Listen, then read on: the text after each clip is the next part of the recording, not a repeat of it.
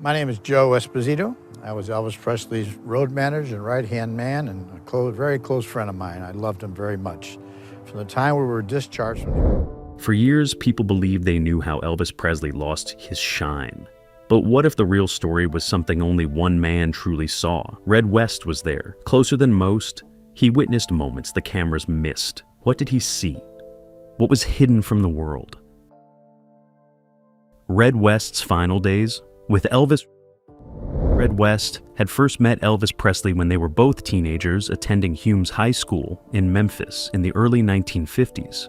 Red was a year older than Elvis and had a reputation as someone you did not want to mess with. When some bullies targeted the shy, polite Elvis and threatened to beat him up because they did not like his long hair and his different style of dressing, Red stepped in and told the bullies to leave Elvis alone.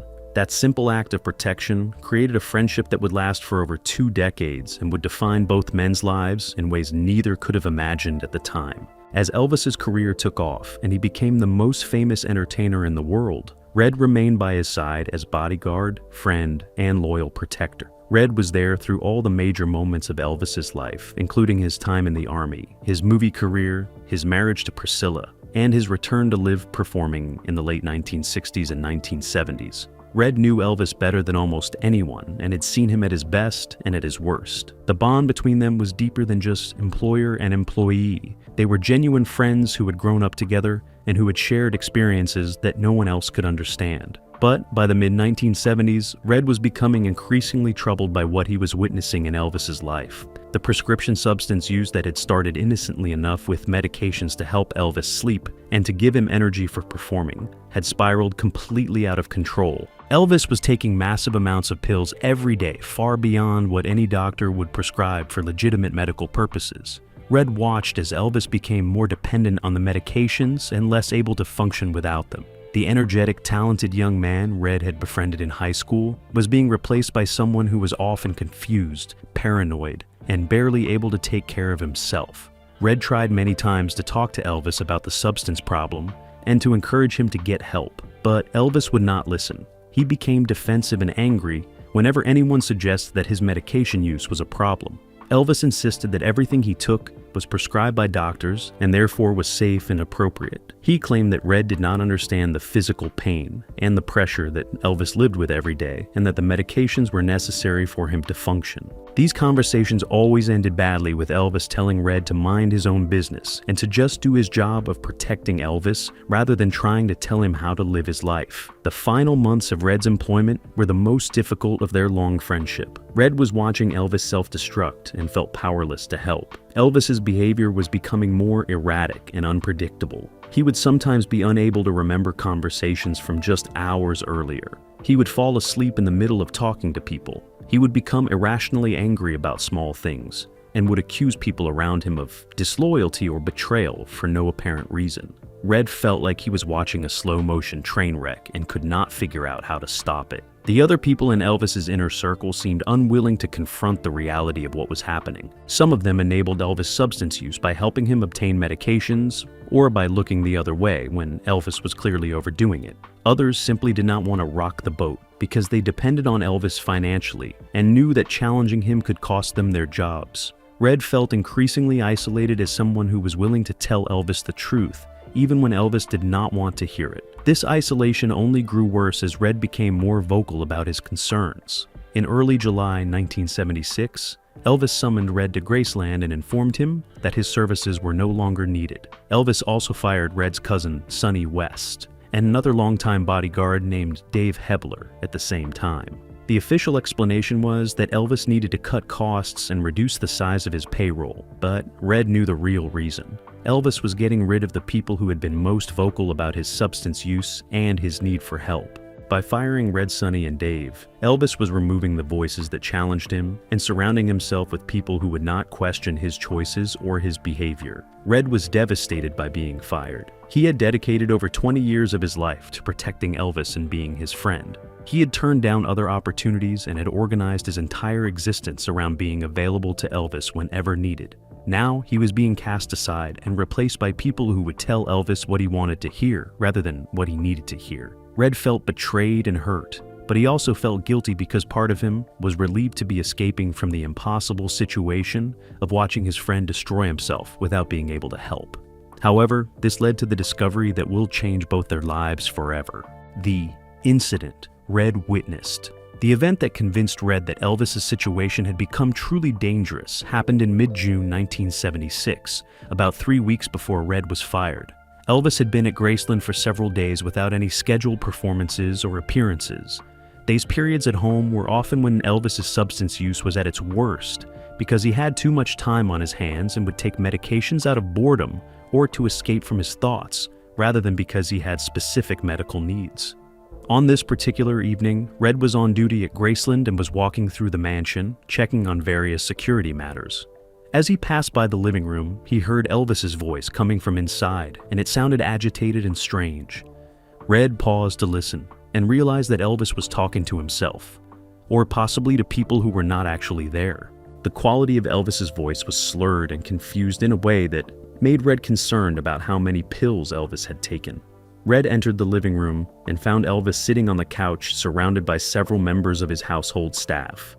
Elvis's eyes were unfocused, and he was sweating heavily despite the air conditioning. His speech was barely comprehensible as he rambled about conspiracies and threats. Elvis started accusing people in the room of working against him and of trying to poison his food or his medications. He claimed that he knew people were plotting to harm him and that he could not trust anyone anymore. The staff members present looked frightened and confused. They tried to reassure Elvis that no one was trying to hurt him and that he was safe. But their attempts to calm Elvis only seemed to make him more agitated. Elvis stood up suddenly and stumbled, nearly falling before catching himself on the arm of the couch. He shouted that everyone was lying to him and that he knew what was really going on even if no one else would admit it. Then Elvis did something that shocked everyone in the room. He reached into his jacket and pulled out a handgun that he had apparently been carrying. Elvis had always owned guns and often carried them, but he had never threatened anyone with a weapon before. Now he was waving the gun around while shouting about conspiracies and betrayal. Red immediately moved toward Elvis to try to get the gun away from him before someone got hurt. But Elvis pointed the gun in Red's direction and told him to stay back. Red stopped moving and held up his hands to show he was not a threat. He spoke to Elvis in a calm voice, trying to talk him down from whatever paranoid state he had worked himself into. Red told Elvis that he was safe and that no one in the room meant him any harm. He suggested that Elvis put the gun down and rest for a while.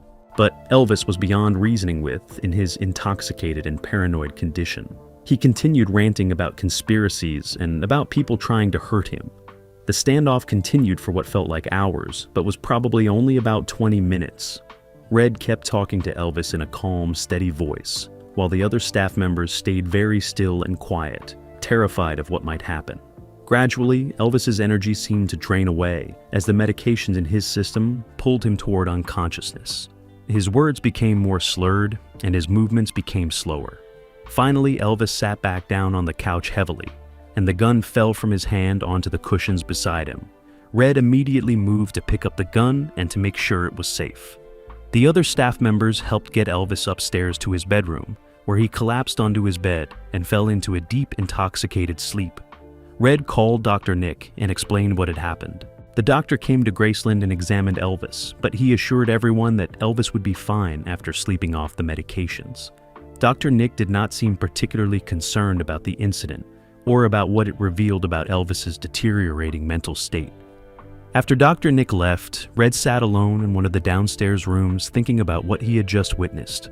This was not the first time Elvis had behaved strangely while heavily medicated, but it was the first time he had become actively dangerous. Red realized that if Elvis continued on this path, someone was eventually going to get seriously hurt. It might be Elvis himself who had an accident while intoxicated, or it might be someone else who became the target of Elvis's paranoid delusions while he was armed and not in control of his actions. Red decided that night that he needed to try one more time to convince Elvis to get serious help for his substance problem. He would wait until Elvis woke up and was in a more clear-headed state, and then he would have a direct conversation about the need for treatment. Red hoped that confronting Elvis with the reality of what had happened and how dangerous his behavior had become might finally break through the denial and make Elvis willing to seek help. But how will he achieve this? Tama din function Red. secretly recorded. What almost no one knew was that Red West had been quietly documenting Elvis's decline through secret recordings made over several months in early 1976. Red later explained that he had started recording because he wanted evidence of how serious Elvis's problems had become. He feared that at some point, people would question whether Red and the other bodyguards had exaggerated Elvis's condition or had lied about his substance use. Red wanted proof that everything he was saying about Elvis was true, and that his concerns were justified by the reality of what was happening. Red used a small portable recording device that was relatively new technology in the mid-1970s. The device could capture both audio and limited video footage. Red would hide the recorder in his pocket or in his bag and would activate it when he was with Elvis during moments that demonstrated how impaired Elvis had become. Red was careful to only record when other people were present so that there would be witnesses to confirm that the footage was authentic and not somehow fabricated or staged. The footage Red captured over those months was disturbing and heartbreaking. It showed Elvis in conditions that completely contradicted his public image as a dynamic performer. In one clip, Elvis could barely stand up on his own and needed help from two people to walk across a room. His words were so slurred that they were almost impossible to understand. In another clip, Elvis fell asleep in the middle of a conversation and could not be woken up for several minutes despite people shaking him and calling his name loudly. Some of the footage showed Elvis trying to perform basic tasks and failing. In one scene, Elvis attempted to eat a meal but could not coordinate his hands well enough to get food from his plate to his mouth. In another clip, Elvis tried to read something and could not focus his eyes on the page long enough to make sense of the words. These simple failures demonstrated how profoundly the medications were affecting Elvis's basic functioning, even during moments when he was supposedly awake and alert.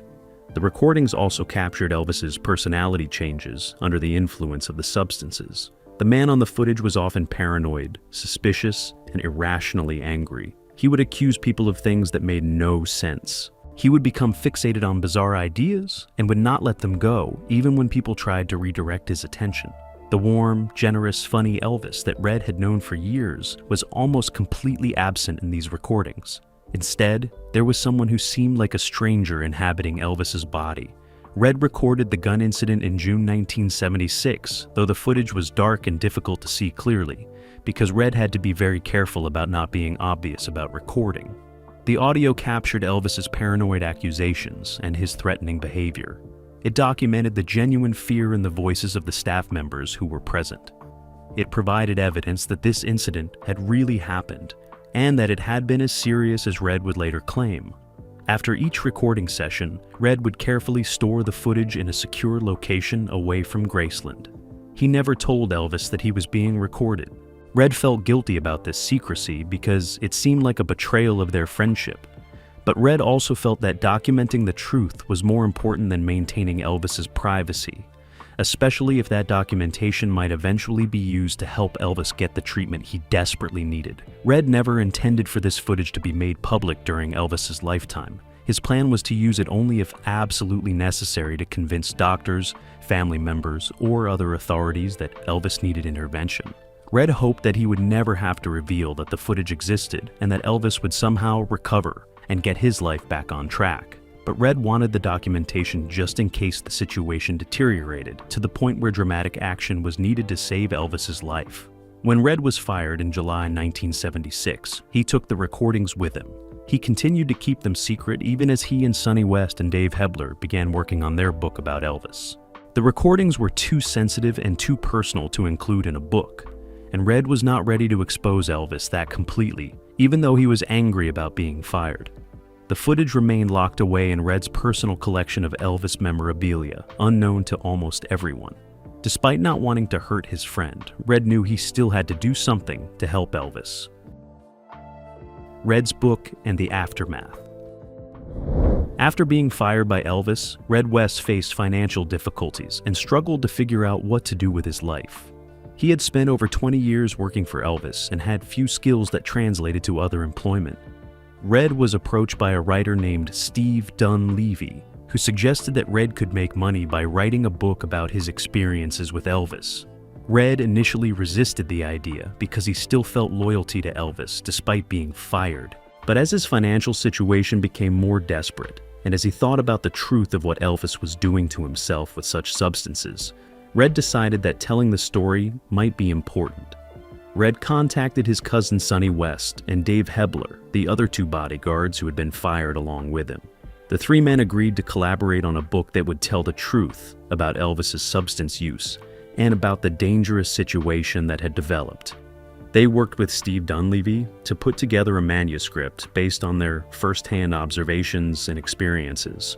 The book was titled Elvis: What Happened, and it was scheduled for publication in August 1977. The book detailed Elvis' prescription substance abuse, his violent outbursts, his paranoid behavior, and his general decline in the final years of his career. Red and the other authors described specific incidents, including the gun incident that Red had witnessed. They wrote about how Elvis had become a danger to himself and to others. They explained how people around Elvis were enabling his substance use rather than helping him get treatment. The book portrayed a sad and disturbing picture that was very different from the image of Elvis that most fans held. When advance copies of the book began circulating in mid-August 1977, Elvis was devastated. He felt completely betrayed by men he had considered his closest friends. Elvis could not understand how Red, Sonny, and Dave could write such things about him and make his private struggles public for the whole world to see. Elvis told people close to him that the book hurt him more than almost anything else that had ever happened to him. The betrayal by his longtime friends cut deeper than criticism from strangers or from the media. Elvis's inner circle rallied around him and condemned the book as a vicious attack motivated by greed and revenge. They accused Red and the others of exaggerating and lying to sell copies of their book. Priscilla Presley said publicly that the book was shameful and that the authors should be ashamed of themselves for exploiting their friendship with Elvis. Elvis's father, Vernon, called the book a pack of lies, written by disgruntled former employees who were angry about being fired. But other people who read the book recognized that despite its sensational nature, the essential facts it presented were true. Elvis did have a serious substance problem. He was taking dangerous amounts of medications. His behavior had become erratic and concerning. People who had observed Elvis during this period knew that Red and the others were telling the truth, even if the truth was ugly and painful. The book was controversial because it exposed reality that many people preferred not to acknowledge. Red struggled with complicated feelings about the book after it was published. Part of him felt that he had done the right thing by telling the truth about Elvis's condition.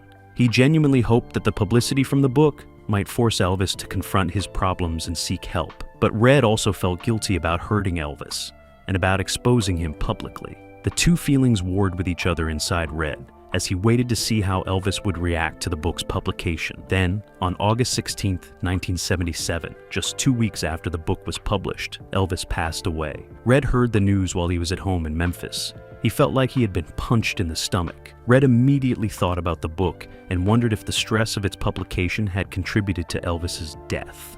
He felt overwhelming guilt and questioned whether he should have kept silent instead of writing about Elvis's problems. Red worried that he would be blamed for Elvis's death and that he would be remembered as the man who betrayed and ended Elvis Presley.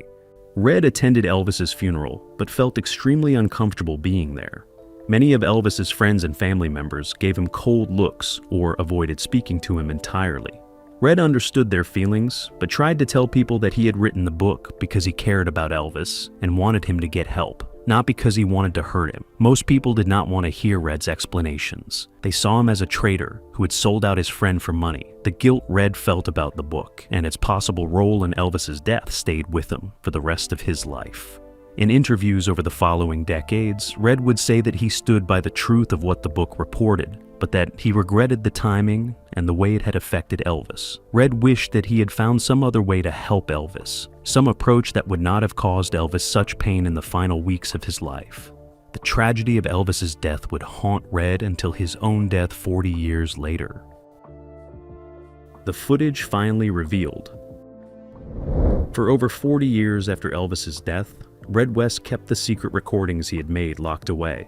Various people offered him large amounts of money to sell the footage or to allow it to be broadcast. Tabloid television shows and documentary producers wanted to get their hands on any visual evidence of Elvis in decline. But Red consistently refused all offers. He said that releasing the footage while he was alive would feel like exploiting Elvis and profiting from his suffering, and that he would not do that no matter how much money he was offered. Red did eventually show the footage to a few trusted people, including some Elvis historians and researchers who were studying Elvis's final years. These viewings were done under strict conditions of confidentiality, with the viewers required to agree not to describe what they had seen or to reveal that the footage existed. Red wanted some people to know that the recordings were real, so that there would be verification after his death, but he was not ready for public release. Red West passed away in July 2017 at the age of 81. Before his death, Red made arrangements for the secret footage to be given to a reputable archive that specialized in preserving important historical materials related to music history. Red included detailed instructions about when and how the footage could be made available to the public. He specified that the recordings should not be released until after both he and Priscilla Presley had passed away, because he did not want either of them to have to deal with the publicity and the painful memories that would result from the footage becoming public. When the footage was finally made available to researchers and to the public in 2024, it confirmed everything that Red's book had described. The recordings showed Elvis in shocking condition during the final year of his life. The visual evidence was more powerful than any written description could be, because it allowed people to actually see what Red had witnessed.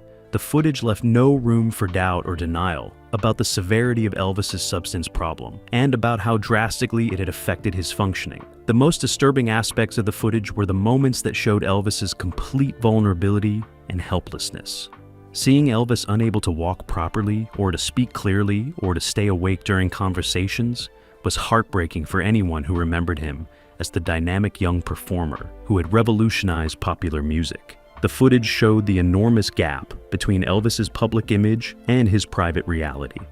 It documented the human cost of fame and addiction in ways that written accounts could never fully convey. The gun incident footage was particularly difficult to watch, even though the visual quality was poor. Hearing Elvis's paranoid accusations and threats, and hearing the fear in the voices of the people present, brought the danger of the situation vividly to life. The recording made clear that this was not an exaggeration or a fabricated story, but a real event where people were genuinely frightened that Elvis might hurt someone. The footage validated Red's decision to document what was happening, even though doing so felt like a betrayal at the time. Historians and Elvis scholars studied the footage carefully and used it to create more accurate timelines of Elvis's decline. They could pinpoint specific dates when certain recordings had been made and could correlate those dates with other known events in Elvis's life. The footage provided important evidence for understanding how rapidly Elvis's condition deteriorated in 1976 and how serious his problems had become by the time of his death. It helped explain why he passed away when he did and why interventions had failed to save him. The public reaction to the footage was mixed. Some people felt that releasing it was disrespectful to Elvis's memory and that the recordings should have remained private forever. These critics argued that Elvis deserved privacy even in death, and that exposing him this way served no useful purpose. Others felt that the footage was important historical documentation that helped people understand the reality of addiction and the dangers of prescription substance abuse. They argued that seeing the truth about Elvis's suffering might prevent other people from making similar mistakes with substances. For people who had always believed that Red West's book exaggerated Elvis's problems, the footage was shocking proof that Red had been telling the truth. The visual evidence made it impossible to dismiss the accounts as lies or embellishments. Elvis's condition in the recordings was even worse than many people had imagined based on the written descriptions. The footage settled long-standing debates about whether Red had been a betrayer or a truth-teller. Whatever one thought about his decision to write the book, the recordings made clear that Red had accurately reported what he witnessed. The footage also provided vindication for Red's memory and for his complicated legacy. Red had spent decades defending his decision to write Elvis, What Happened? And dealing with accusations that he had betrayed his friend for money. The release of the secret recordings showed that Red's motivations had been more complex than simple greed.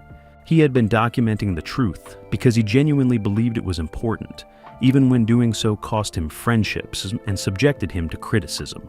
The footage showed that Red had been trying to help Elvis, even though his methods had been controversial and painful. In the end, the unseen footage that Red West had kept secret for so long served as a final testament to both his complicated relationship with Elvis and to the tragedy of Elvis's final years. The recordings showed the human being behind the legend, struggling with problems that fame and wealth could not solve. They documented the failure of everyone around Elvis, including Red himself, to find a way to save Elvis from himself. And they provided a sobering reminder about the costs of addiction and the limits of friendship when someone is determined to self-destruct. The footage changed nothing about the basic facts of Elvis's death, but it changed how people understood what led to that death and what might have been done differently to prevent it.